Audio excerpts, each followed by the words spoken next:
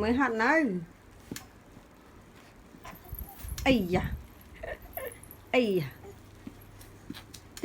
tích tục ê thế lẹ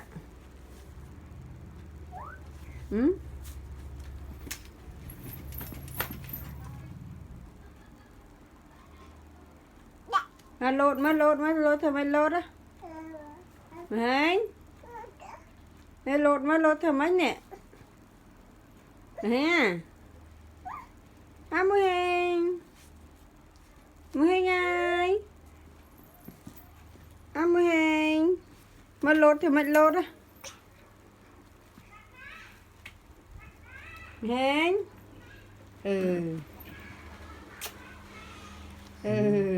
hàng lột thì mày lột vậy á chơi mà vì nào lột chạy hả lột luôn chạy vì nó chẳng chả